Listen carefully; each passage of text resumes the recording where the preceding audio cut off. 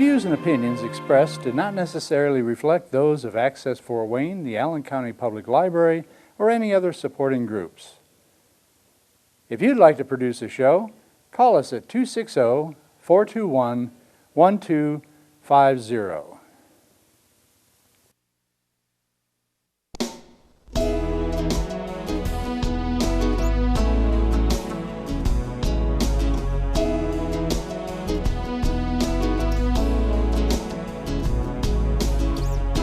Let me be your lighthouse so I can show you the way. Let me be your shining light, I'll keep you from drifting away. I'm the one that makes you try when... Hello, this is Patty Hunter of Patty's Page TV show. Today's special guest on Zoom is Dr. Laurie Buzzetti, OB-GYN, and member of American Association of ProLife OB-GYNs. That's a lot to say. Yes. And you are the CEO and president of the organization called So Big. Correct. Welcome to my show, Doctor. Thank you. I'm honored to be on your show. Thank you. So, what is So Big? What is it? Why did you put it together? Well, So Big is an organization that walks alongside pregnant women in need and connects them with resources during their pregnancy to help improve pregnancy outcomes and also to create opportunities that will help them to be able to support themselves once they leave our home. So Big was created when God laid it on my heart to provide opportunities for women to choose life. I was previously a clinic director for a resident OB-GYN clinic at St. Vincent's. And during that time, I encountered women who were living in their cars or living in shelters, and we needed to write prescriptions for them in order that they could get enough food to eat. And then I also sat in rooms with women crying because they felt that abortion was the only option that they had. And so God just laid it on my heart to create a home where these women would feel loved and supported and would be able to choose life for their babies. So, So Big, is it a house? Yes. Well, So Big is an organization that oversees the operations of the Mountain House Maternity Home. Mountain House, yes. Mm-hmm. How many people are there at a given time? Sure. We can serve up to 4 women at a time, and along with their babies. And then if they have one child that is 10 or younger, that child can come to live with them as well at the house. Oh, that's good. So you have like a suite or unit for that one family with the area. Well, the house is a big old farmhouse that is over 100 years old, and New Hope is letting us use it. It's owned by them, New Hope Christian Church, and it has several large rooms upstairs, and so we have 3 that are really big sized, and so we have it's room for a twin bed, or we also have one room with a full kind of a bunk bed situation where the full's on the bottom and the twins up top. So it provides plenty of room for these other children that come. So you're just allowing one child underneath 10? So correct. She has multiple children. Right. And we have had that happen on occasion. And so during those times, the women often have family that have the ability to take in one child. We also work with Safe Families. They've been a great resource for us. And so that this organization connects with families that are willing to care for children on a short-term basis. And so while they are living at our house, they could live with a Safe Families family as well. So Safe Family if they're school age, the kids. They go to school. Okay. Yes. Uh-huh. What year was this house, this so big, formed? Well, So Big was formed actually in 2012. And then in 10 years ago. 2000, yeah. And we initially called ourselves the Chrysalis community because we wanted to be a place where God would be able to have the opportunity to transform women's lives. And then we also wanted to bring the community in with us as we work together to walk alongside these women. And then we went through a branding process with Fishhook, a local company here, and we landed on the name So Big. Because it would be easier for people to remember and spell. And then also we just knew that the plans that God had for this organization were so big, we couldn't even imagine them. So, and then in 2016, we looked for about 3 years, we looked for property on where we could open a maternity home. And after that time in 2016, God connected us with New Hope. And they had a house that they were willing to let us use. And so we went about the process of bringing it up to code and remodeling it and just preparing it as a safe place for the women and children. And so 2 years later, in March of 2018, we actually opened our doors at the Mountain House Maternity Home. Oh, you're heaven sent, my friend. Thank you. So this is a non-profit organization? Yes, we're a nonprofit organization. We got our not-for-profit status in 2013. And you are its CEO and El Presidente. Yes, What are I your am. roles?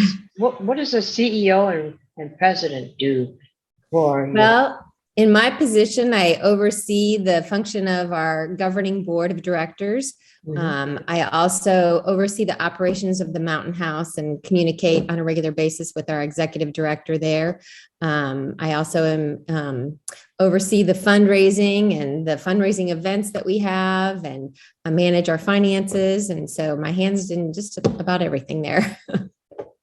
So you're into everything. Yes.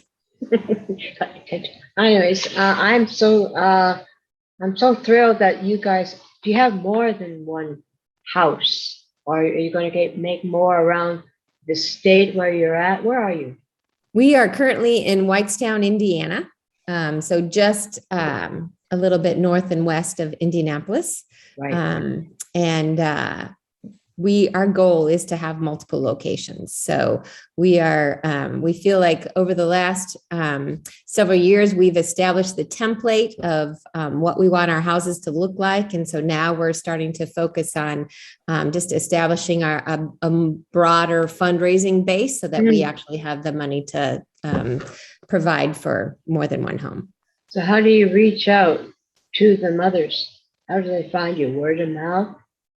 Some of it's by word of mouth. We've connected with the pregnancy help centers like Life Centers, Women's Care Center. Right. We've connected with the shelters in town. Also, the social workers at the clinics and the hospitals. And so that's how the women find out about us as well. Are they basically homeless? Many of them are. So, or they are just one step from being homeless. So they are getting ready to be evicted from their apartments. One woman that came to live with us actually had a good job, but then developed a complication in pregnancy where she had to be on bed rest. And so she couldn't pay her bills. And so she and her daughter were going to be evicted. And so she found us at just the right time.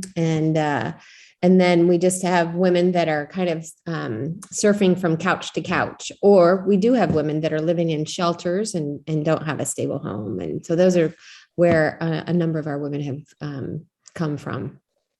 So you have 4 women at a time. Yes. You help them with the pregnancy, they're giving birth. Yes. So while they're at our house, we make sure that they are connected and are receiving prenatal care and that they get there on a consistent basis. And we also help them connect with resources that will help them get a job. are required to, unless they have a medical reason, are required to have a job while they're living at the house. Yeah. And if they're interested in furthering their education, we connect them with resources for education. And then also childcare is a big issue. So helping them get that arranged before they deliver. Oh, wow. Yeah. And then transportation. So too is also a big deal that we help them with. Do you have midwives helping? We don't do any deliveries at the house. Mhm. So we just ensure that they are able to get to their doctor and get there for delivery. And so, You so drive we don't have them any there to the midwives. hospital? Excuse me? You drive the mothers to be at the hospital when they're about to give birth? A lot of times we do, yes. Yeah, So cool. we're the ones that are, so we have just kind of a labor and delivery plan laid out for all of the staff and the steps. And sometimes the women, have family members they want us to call. And Yeah. so we get them into, for the delivery as well. So. So you've been doing this for 9 years. Yes. Quite a number of women have gone through your house. How long do they stay? Yeah, about They can, a year? Mhm. Yes, they can come at any point during their pregnancy, and they can stay for up to a year after their baby's born. So potentially they could stay, 18 months with us. Typically, usually it's about a year that the women stay. Sometimes a little bit less, and Depends on the job situation, housing. And stuff. Correct. Yeah. Yeah. Yeah. You help them look for houses or homes or? We do. So we have when they first move in, we have what's called a steps for success. And that is where we sit down with them and we help them develop immediate and long-term goals. And part of that is thinking about where they're going to live once they move out of the house. And so we connect them with different housing organizations that will help them and then just help them in that process. And we always make sure they have a safe place to go. If their year was up, we'd wait until they had the safe place. Do you screen them, the woman as before they come in? Yes, we do. So we are not equipped to handle women that are in an active relationship with domestic violence or are actively having problems with substance use. And so we do have an application process that we go through and then we meet with them and then just determine if they feel we're a good fit and we feel that they're a good fit. And then if Safety comes first. Yes. Yes, for the child and for the mother and you guys. Yes. So exactly. So the mission is to help many unwed or wedded women who had to leave and get their selves helped by you guys. Right. So our mission is to bring glory to God as we walk alongside these pregnant women in need and connect them with resources and that will help them, create better tomorrows for their families and will help improve pregnancy outcomes. So. Are you in a place where the woman will not be seeked out by the man who got her pregnant or her husband? Private? A number of times, the women don't have a relationship any longer with the father of the baby. And so, but there are some women that still do have a relationship. And so we just don't allow them in there. Well, we really, any person that comes into the house that's has to have a background check. And so typically we don't have the men in there. We have had, after going through a background check, we've had some of the women have had like family members that are brothers and things like that. But typically, and they're only allowed on the main floor. So, and not upstairs in the bedrooms areas. So, is there a curfew? We do have a curfew. Oh, you do? So, so we just ask that unless they have a special circumstance or outing request, we ask that everyone be back in the house by 8:30 on weekdays, and then it's later on the weekends. And that's just because, we have babies and They need to be young fed. children in the house, and we just need it. And we have quiet hours starting, during those times as well. So they can be up and about, but we just ask for quiet hours. At what age are the ladies who come into your house? Like 16 up to 40 or what? They have to be 18 or older. So we don't accept any minors in our house. Yeah. And then they can we don't have an upper age limit. So only that they have to be pregnant to come into the house. You have counselors? We are connected we do ask each of the women to go through counseling, at least one session when they come in. And we encourage them to continue it, but that's then up to them. And we do a lot with Aspire in the Lebanon area. So. And how many acres is this farmhouse? It's on about an acre of maybe about an acre. I'm not quite sure exactly. Sure.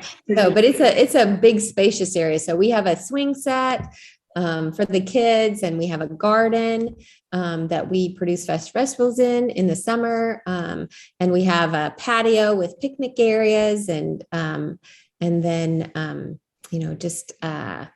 we have plenty of parking for all of our staff. And so it's a pretty good sized piece of property. It's right next to the church. Oh, so how many people are on your staff? We have 14 part-time staff, and we have an executive director who oversees the staff and the women and the function of the house. And we have an assistant director that assists our executive director with whatever she needs, as well as she also manages our volunteers. And then we have house managers that work with the women and help with the day-to-day activities.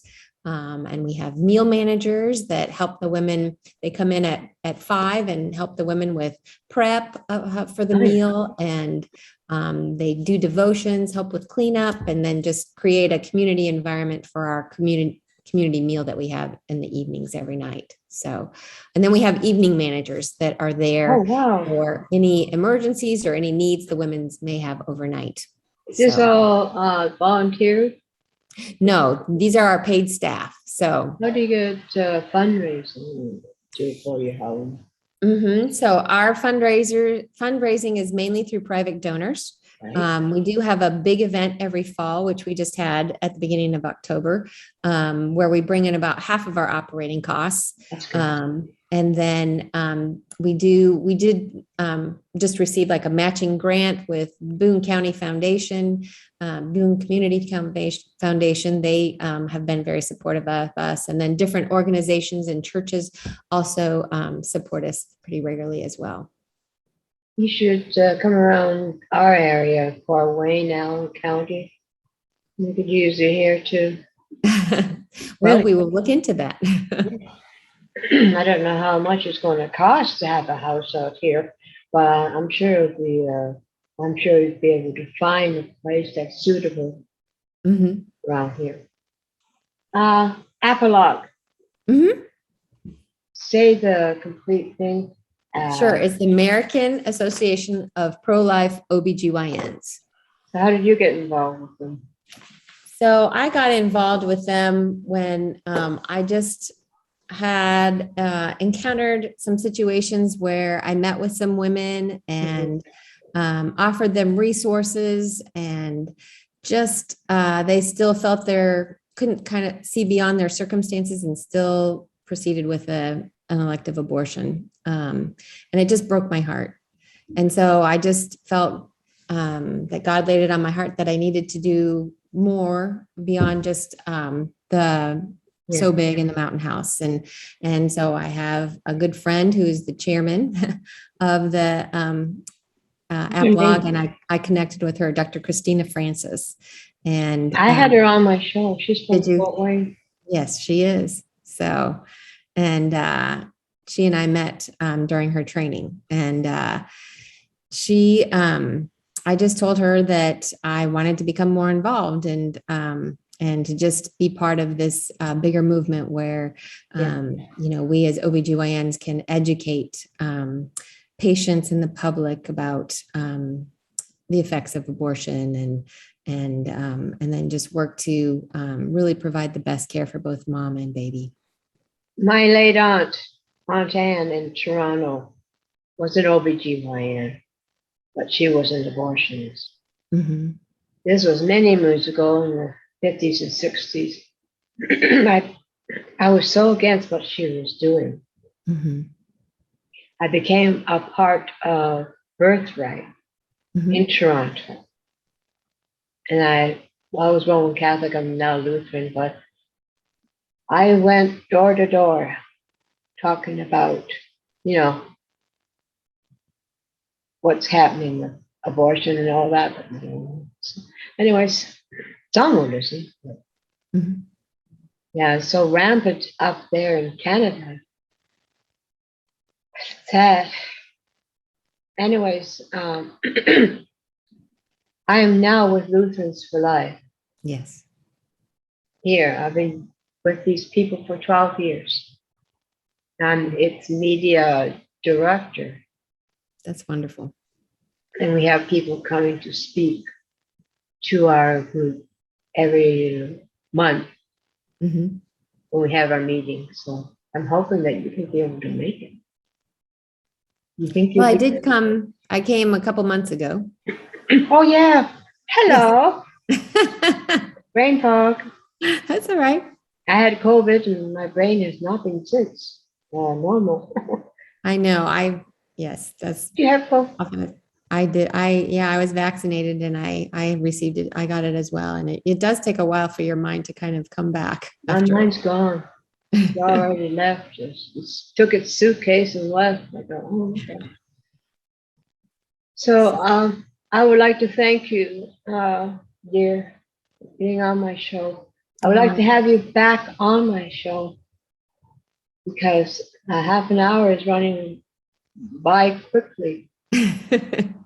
And we're going to show that clip. Can you read into that clip that you sent us? Yes. So I did, after contacting Dr. Francis, they asked me, and I had told her a little bit of my story, and they asked me to do a testimony. So I actually started out as pro-choice. I grew up in a town and just where it was pretty acceptable, and just felt that the government shouldn't be involved in what a woman decided to do with her pregnancy, and felt that there were certain circumstances that it may actually be okay. And God just took me through a number of different experiences that really opened my eyes to that life begins at the point of fertilization of the egg, and that the abortion not only kills an unborn child, but just has detrimental effects for the woman. And there's also medical effects that put her at risk for other complications later on in life. And so anyway, they had me do my testimony just to show kind of the revelation that I had. It's like a healing process. It is. Closure. And then you're doing the right thing here. Yeah. And that was part of my story for, God had me become, showed me that, just the views that pro-life were his views, and that, and then inspired the dream then to start the Mountain House for these women. So I am proud of you, girl. Thank you. May the Lord be with you. Thank you. You too.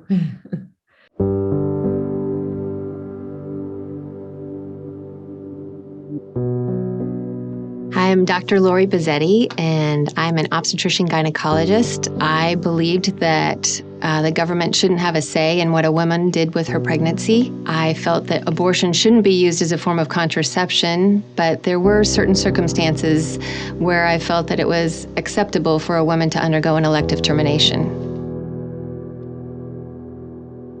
I began my training at a university-based OB-GYN residency program. In our training, we were actually required to go through the procedure and how to learn to do an elective termination. My mentor showed me how to do the first abortion, and then he had me take his seat and he walked me through the steps of the termination. And at the end, I just remember feeling very nauseated. As I left, I ran into one of the staff, and he told me how proud he was that I had participated in that activity. And I don't remember what I said to him, but I just remember thinking that is nothing to be proud of. And I knew that I would never do an elective termination, but I still held my pro-choice views at that time. After I completed my residency, I entered into private practice, and sooner after that, my husband and I were expecting our first child. We were very excited, and because I had an opportunity as an OB to have an ultrasound early on, we were able to see our baby's heartbeat. I found myself lying on the ultrasound table, looking at a screen where our baby's heart lay motionless. I left myself a little bit of time to cry, but then quickly collected myself and decided upon learning of our baby's demise that I would spontaneously miscarry. I felt very responsible that I had lost the baby. I shoved those feelings down, eventually miscarried, and soon buried myself back into my busy schedule of call and deliveries and surgeries. Because after all, once a woman experienced an early pregnancy loss, everything went back to normal, right?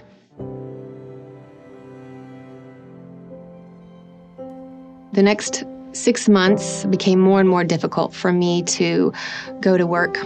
I finally confided my feelings with a close friend of mine, and she told me that I was grieving the loss of our child. I hadn't let myself recognize my grief because of the following thought: if life didn't begin until a baby could sustain itself outside of the womb, why was I in so much pain?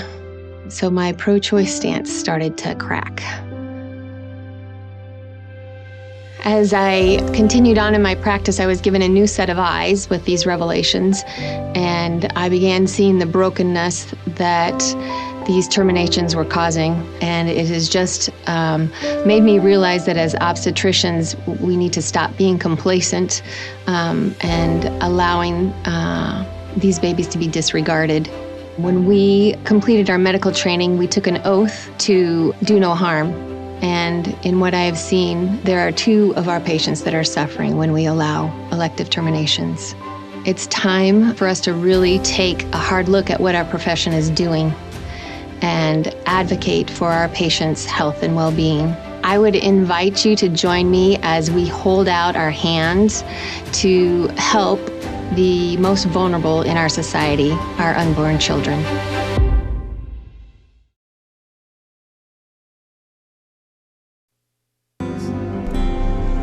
Godspeed, my love, until we meet again. You're always in my heart and every dream. Don't let this time apart give in to all our fears. God will keep us close from up above. So until we meet again, Godspeed, my love.